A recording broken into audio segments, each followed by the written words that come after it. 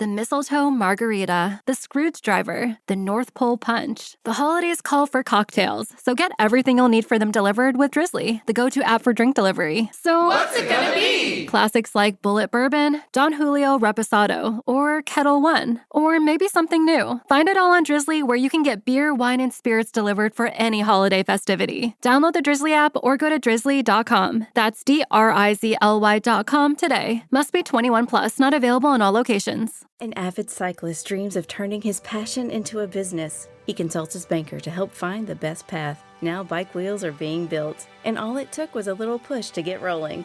First Horizon Bank. Let's find a way. Go to firsthorizon.com/Clint.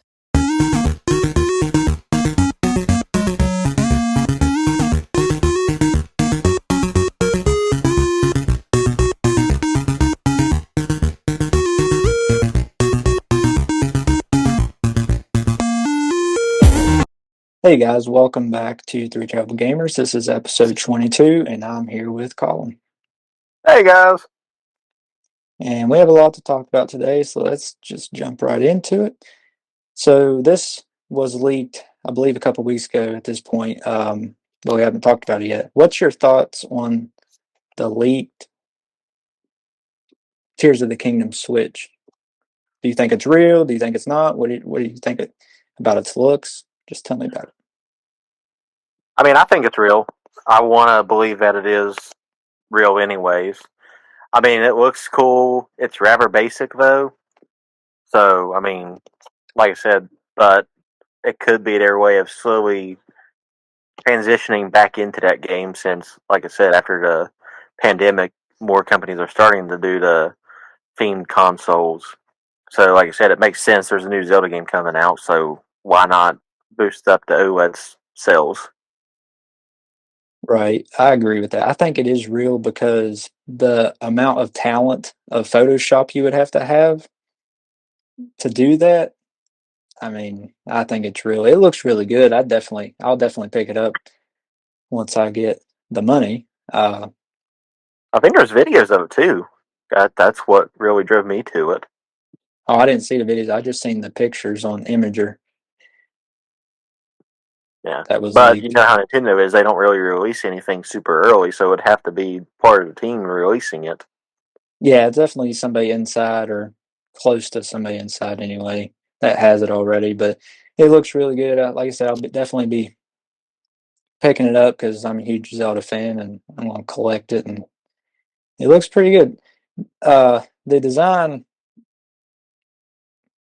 that left Joy-Con has like that green on it. That's the only thing that's kind of off-putting. The rest don't even have green on it, but it still looks good because Zelda's colors are gold and green and white. I mean, that's still the main color. I mean, his main tunic is usually green, which Right. I know the champion's tunic in Breath of the Wild was blue, which just allowed you to see the hit points of your opponents. But Yeah. like I said, at the end of the day, green is usually what Link is referred with. Right. It looks good regardless. But I'm surprised it took so long for Nintendo to do themed Switches because for the longest time they wasn't doing themed Switches. I believe, best I can remember, the first one they did was the Animal Crossing one for the Think so. V1 Switch. But then ever since then they've been doing a lot more on their bigger first party games. And I understand with Breath of the Wild being a launch title, them not doing a theme switch. They just had the gray Joy-Con and the neon blue and red Joy-Cons at launch. But if they did do a Breath of the Wild theme switch, that would have sold pretty well. I think that would have been a good launch thing to have for the Switch. Oh, definitely. Yeah, like I said, it's a rather basic design, so I mean, I could see where people could think it was photoshopped, but at the same time, it's too in depth, like you said, to be photoshopped. I mean, even the gold is, you can see it reflecting off the light, like the gold painting. You can see it just reflecting off the light. How are you going to Photoshop that well? And I think it's real. And just the way it looks, like you can, when you open a Switch, the plastic, it's everything's sleeved in plastic and everything. So Which I think the only way they could manage to do that if they have like one of those reflective like stickers situations. Yeah. But still, why would you put that much? I mean, obviously, if you was like doing it for yourself, yeah, that would make sense. But to have that much time, which I know some people have that as a hobby, but it's just, to me, it just seems a little out. Like I said, too much detail for it to be for a personal thing. Too much detail for it just to trick people online as, fake. So, all I agree. right. Moving on. Since start of the year, Nintendo's already announced that they aren't doing a Switch Pro. They said that it was a thing, but then they canceled it. So, and since there's not going to be any Switch Pro rumors going on this year, since Nintendo shot that down, the F-Zero and the Metroid Prime rumors are back already. So, what's your opinion on those? Well, as mentioned, I mean, we talked about it before. It's been quite a few episodes ago. Yeah. And it wasn't really even a topic, it was a mention. It was a rabbit Right. hole. But, I mean, I think they're just rumors. I don't see them actually doing anything with it.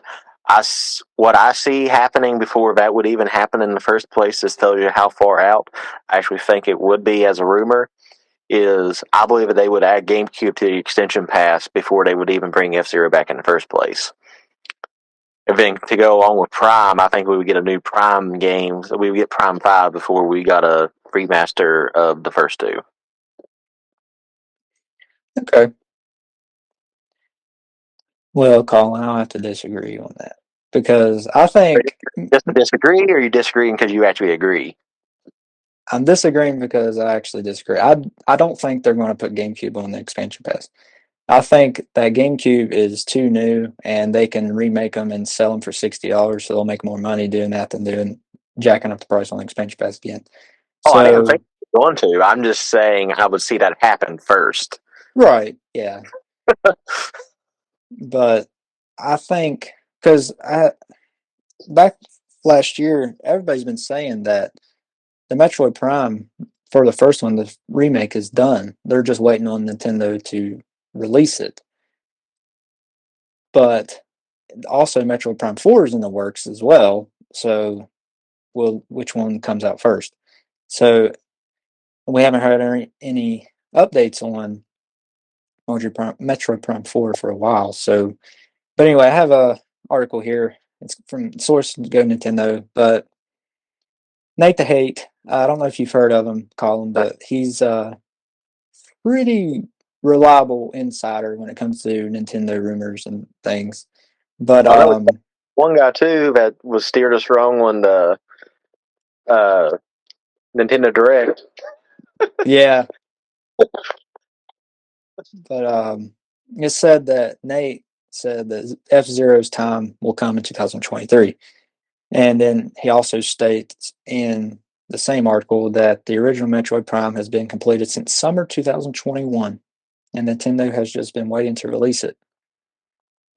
So I'm going to take, because usually, Nintendo does a direct, usually typically in February, but they might do it in January, just depending on how they feel. Just to start out the year, tell you what's in the first half of the year for releasing games and such. So I'm going to say that Metroid Prime remake will be announced in the Nintendo Direct January, February. Isn't it coming up on its 20th anniversary? Metroid Prime, I believe it's 35th, is it not?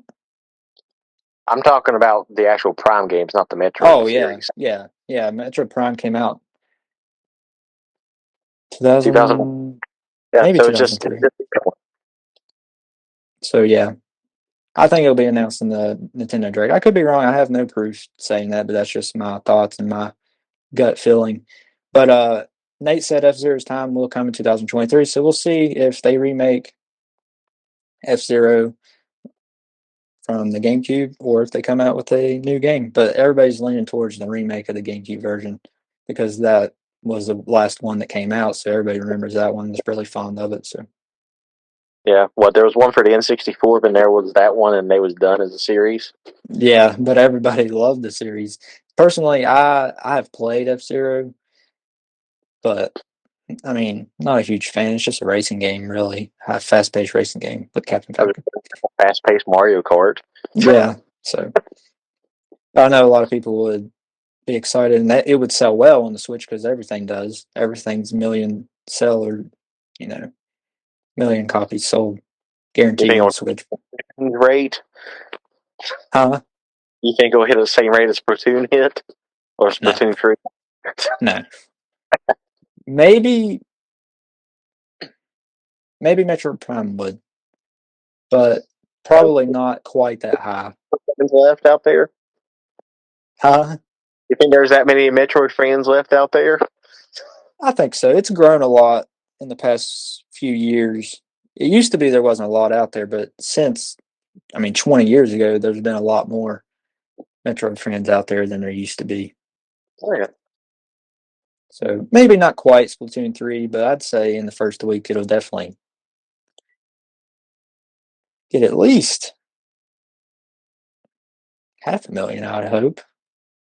It's still insane to think that I was playing Prime 20 years ago as a 4-year-old. Yeah. And it looked good back then. It still looks good. Yeah. That's what I'm saying. Like it hasn't aged all that bad, but and you can use emulators and such to up the resolution. It looks really good in 1080. Yeah, but I'm glad all the fancy doohickeys Ashton has to update my GameCube, so I still got the same old screen. Right. Just a fancy TV now. It's not on a rainbow TV. Oh, that TV was so hard to see. It's actually a nice, decent flat screen that I can see it on now, but like I said, still at the same time, I would just, like you said, I would just get to remaster at that point. Right. Wouldn't be one part of my GameCube up to it when the Switch does everything that I need it to do, plus more. Right. Exactly. All right. A PS5 design flaw has been found. What's your thoughts on that? The typical don't stand up your console. Yep. I mean, it's literally been preached since anything past the GameCube, because the GameCube was the only one where you could really put it up right from how, but yet again, Nintendo understood that design flaw that all other companies pretty much had. I mean, you want to stick your PS1 or 2 sticking up sideways, so why do anything further out? Just because they got a bigger base doesn't mean that it's good to stick them up sideways. Like I said, I learned my lesson with my first Xbox 360 because I knocked it over one time playing Call of Duty, and it broke the whole entire inside of it. Yep. And then from that point on, every single console I had was flat down. But the issue that is with the design flaw is it's possible that the console's liquid metal cooling solution can leak and freeze over all the other components. The cooling solution should be contained, however, it is able to be dislodged, and overheating can contribute to this. So Right. I guess the real factor is, if you want to continue to keep it vertical against all odds, is to either limit your playing time or to constantly have a new motherboard and everything else on deck to replace. Yeah. Yeah. I mean, the original fat PS2, you could put it vertically, but always had it, Still, if you, like I said, like with the 360, if you hit it and knocked it over, you was going to at least ruin your disc at the right. very least. Not if you broke your console even more. Yeah. And uh, Xbox 360, I've seen it happen because my cousin, he had a Xbox 360, one of the old white ones that first came out, and he always stood his vertically, but it just standing it vertically and not even knocking it over can mess the disc up because it can mess up the alignment of the laser and it'll burn a ring in your disc. And I've seen that happen on his. Just Yep.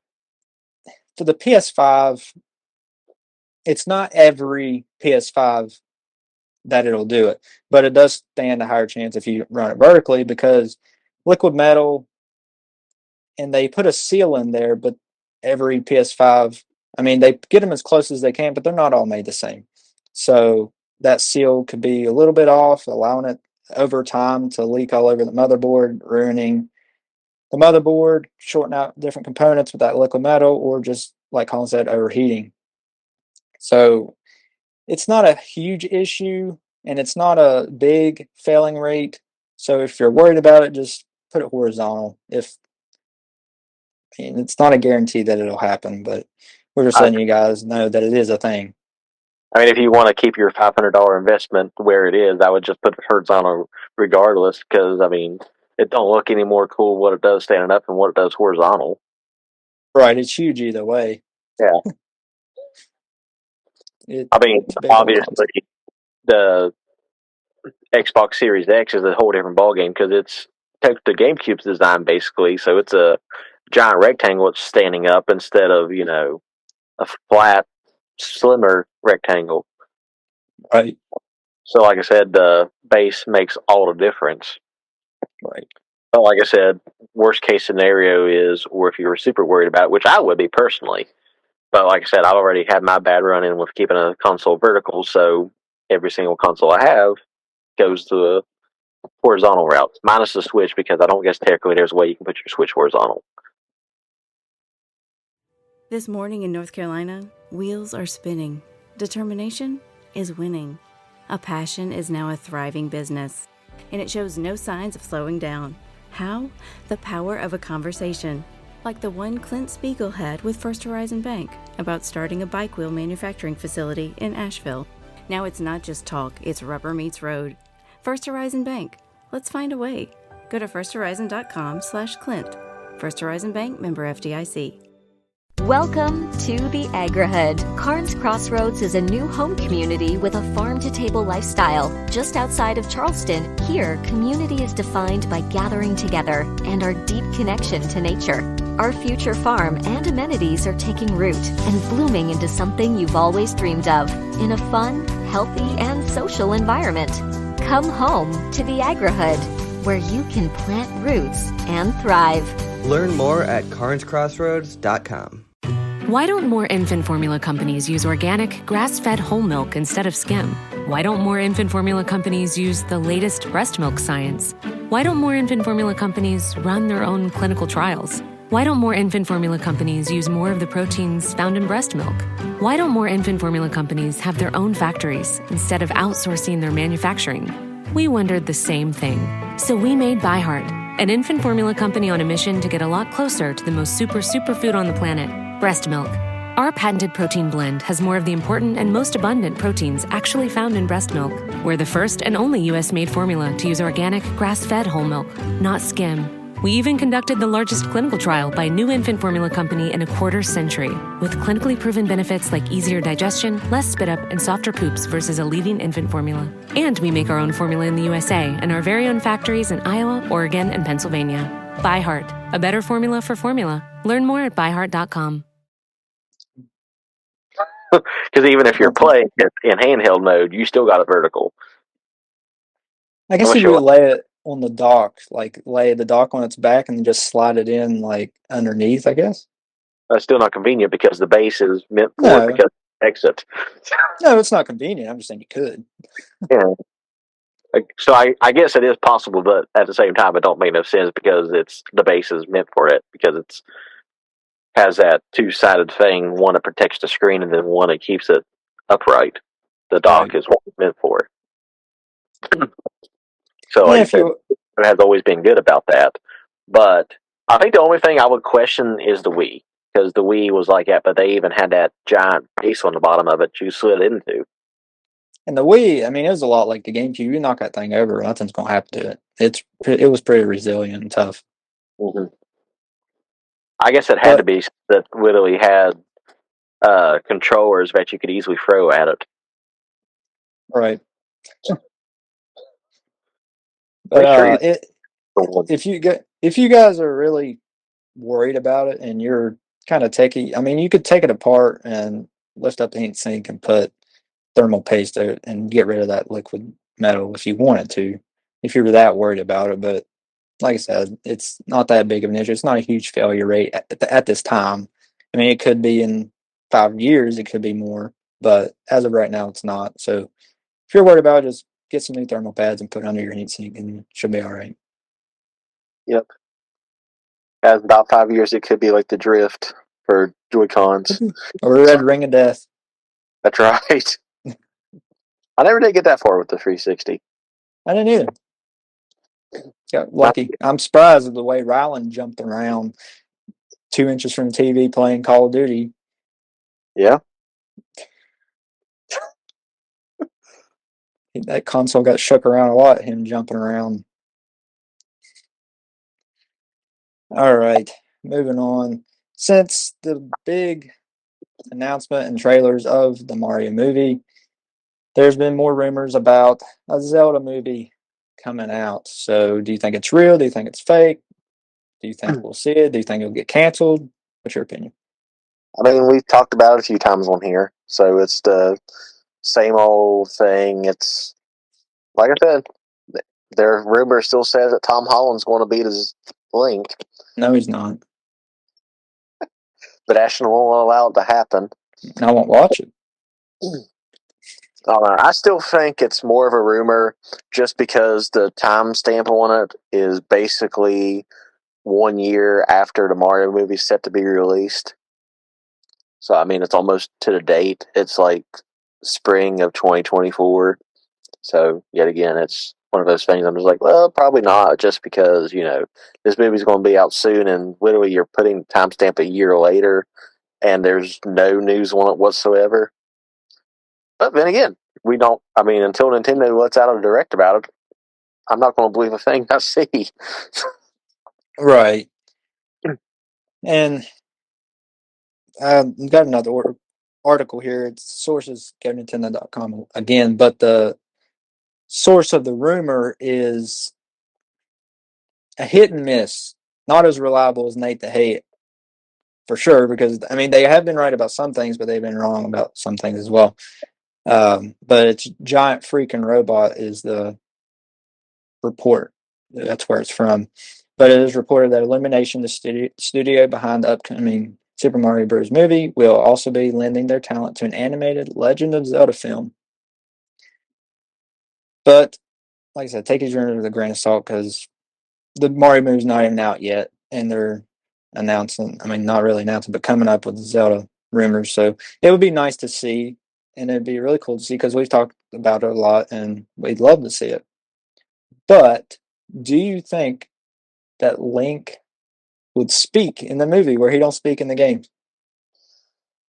That's my biggest stipulation too. Is like you said, he don't talk. Zelda just started talking. Yeah, Last game. right. So after 35 years, not quite 35 years. It was closer to 30. It was 29 whenever Breath of the Wild came out. Yeah. So, yet again, it's one of those things. It was either 29 or 31. It came out in 17, right? Yeah. So it'll be 31. Because it came out in 86. Yeah. So after 31 years, Zelda finally got to talk. I mean, obviously they always had words underneath him. Link never. It's always people just talking to him. Right. And then they just answer like he did say something. But at the same time, with that same grain of salt you're talking about, is Mario has technically in the games have only said like 5 repeatable phrases. But yet they're about the whole thing. So, I mean, I know the old show was out in the 80s, Link talked. So, I mean, it's not like it's speculation for it not to happen. I mean, obviously they'd have to do it story-wise. Because, I mean, a story can't grow if you got a silent... This isn't the 1920s. Silent films aren't a thing anymore. Right. We're 100 years past the silent film eras. Yeah. I think they would have to make him speak. Like you said, in the 80s, the TV show that was out, that he did speak in it, and it wasn't awkward or anything. It was actually a pretty good TV show. I've watched a lot of it. And I don't. They just have to pick somebody good to be Link, not Tom Holland. It's going to be a voice act. It's going to be a voice actor anyways. It don't make a difference. You're not. It's not like he's going to be Spider-Man on the screen. Right, that's true. But still, Tom Holland's voice don't sound like Link. No, it's not what you would think. The holder of the Triforce of Courage would sound like. Right. Yeah, exactly. But you don't want him having a big, manly, raspy voice either. So Like somewhere in between Tom Holland and like the deepest voice you can find in Hollywood. right. Not really a movie fanatic on that end of the spectrum to know what actors sound deep or not, but like I said, it's just one of those things you got to find the in between of those for a voice actor. Just have Ryan Reynolds voice him. I mean, he doesn't get as Pikachu, so I'm sure he could do good as Link. I don't think he would fit as Link. That voice, I don't think it fits as Link. Which I would probably, if you had told me he would have voiced Pikachu, I probably would have said his voice don't fit Pikachu, but it actually does pretty well in Detective Pikachu. So I could be wrong. Maybe it does. I don't know. Maybe he's the Link. Maybe they'll pick him, or the Rock, or something. I don't know. I think The Rock would probably be a good Link, voice wise. It's like that in between. Yeah, it could be. Because he can hit several octaves, which I know most actors can. That's what they get paid to do. But right, it's like I said, Rock probably make a lot of sense. Yeah, but they'll probably pick somebody not as high named to do it. Which I don't know. They had picked a lot of good names for the Mario movie. I mean, Chris Pratt is a pretty good high name, and then Jack Black. Mario. Like I said, I never thought Chris Pratt would be a Mario. Right, and it fits him pretty well. I mean, he's not Italian, but it fits pretty well. I mean, I'd see Jack Black being a Bowser, but Chris Pratt as Mario. Yeah, Jack Black does a really good job as Bowser. It fits him really well. Okay, moving on. GameCube style Joy-Cons announced.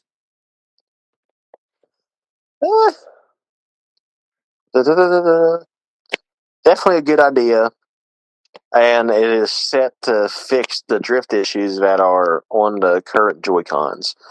So, for the combination of that and the nostalgia purpose, I mean, I don't know how many times I've got mad that my Switch has the layout how it is, which I know it was that way on the N64. That's how the buttons layout were.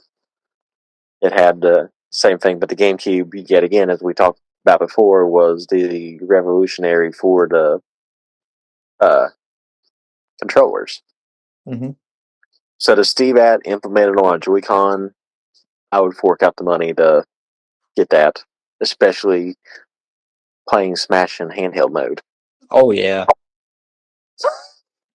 Yeah, that'd be really nice.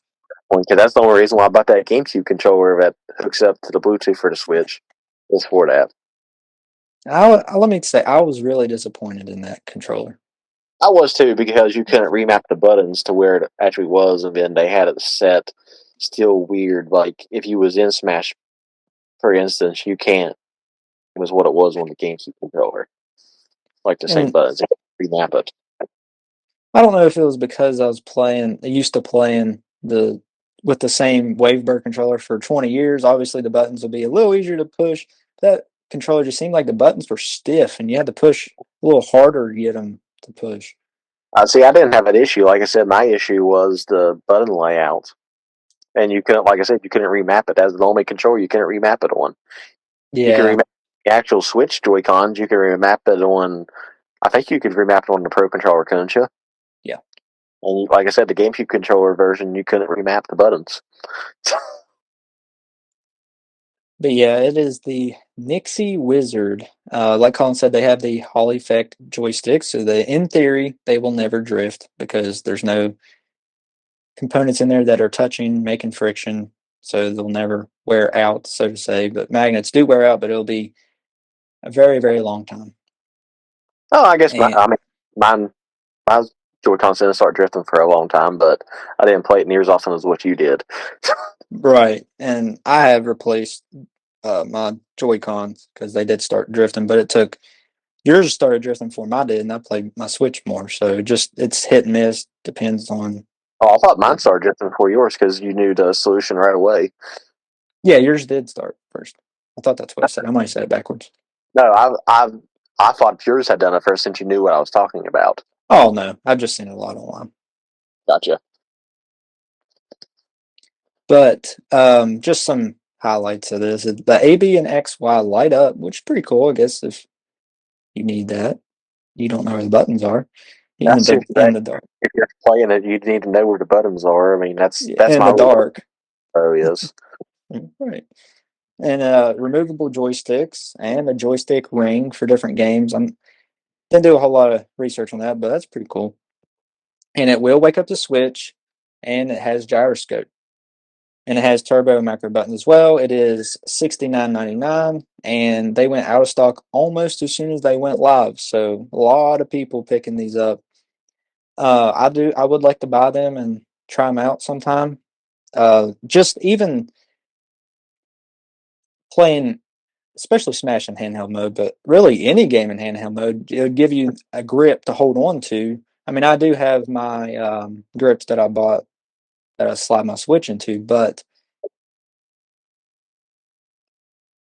GameCube controllers are more comfortable. So, definitely a lot more comfortable. so I mean, it's a really good idea, and I'm surprised that nobody's thought of this and already came out with it before, outside of personal mods and you know, I mean, it makes sense because I think Nintendo had a small play in this, even though it wasn't really a complete play in. right. Like, I mean, they license stuff out to like PowerA. That's who made that one GameCube controller, and other companies, Hyperkin and things. So maybe they license this out, or maybe you never know. But it's not just in handheld. It has the rails like you do for those actual Joy Cons. You can put them in like that controller type thing, and kind of looks like a Wavebird controller when you do that. But you can play it on the Switch, so it's pretty cool. I don't know. I've still only played on Waiver like twice, and that was yours each time.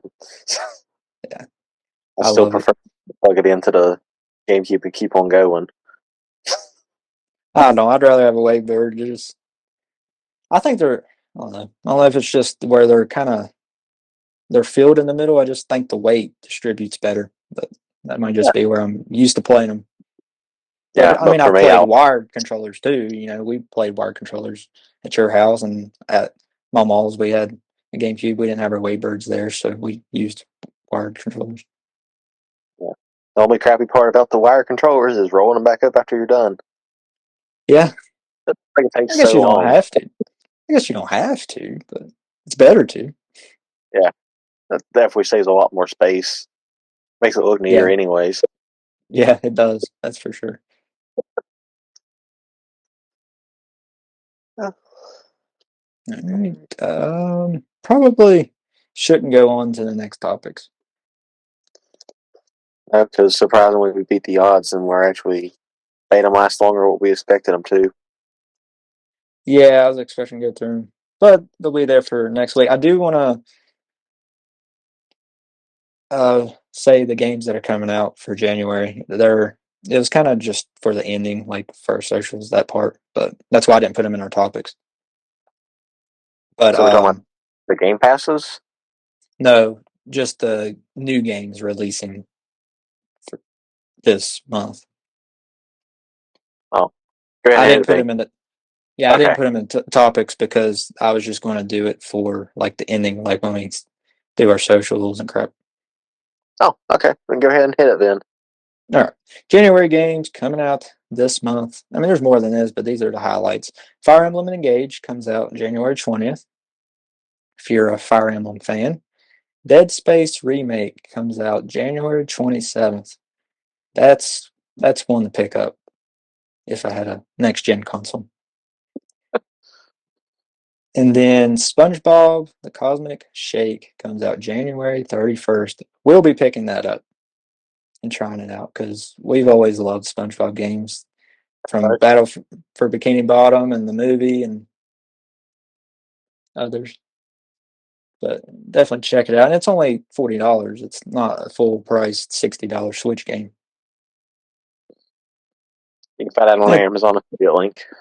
yeah, they are already. By the time you hear this, I've already put them in our podcast episode description for this episode. So it's already down there. Just scroll down, hit the link, and buy it. Don't forget to follow our TikTok, Facebook, Twitter, Mastodon. If you have a Mastodon account, it's pretty much Twitter for gaming. Redbubble, YouTube, NordVPN now. They are a now sponsor. To Ashton's demise, it looks like. I'm not going to say anything. But guys, definitely join our Discord so we can chat with you guys, because that'd be the easiest way to talk to us, and we'd love to talk to you guys and discuss. We just go there and chill out and just hang out and talk with you guys. If you guys have any questions, have any feedback, we'd love to hear it. And so the link will definitely be in the subscription as it is every week. I know we always forget to mention the Discord, but yeah, join the Discord so we can chat with you guys. Yeah, it seems like Discord's pretty much overlooked. Twitch too. We got Twitch. We do. We don't have any content right there anymore. I got to get a capture card. But I gotta find mine. It's somewhere. Bad, and I need a computer to record on anyway, so I'm still out of luck on that one. I have the computer. I have everything I need. Just I don't have the capture card. So I send you a capture card. Yeah. Better find it. If not, I'll pick one up eventually. But thank you guys for listening, and we'll catch you guys next week. Later, guys.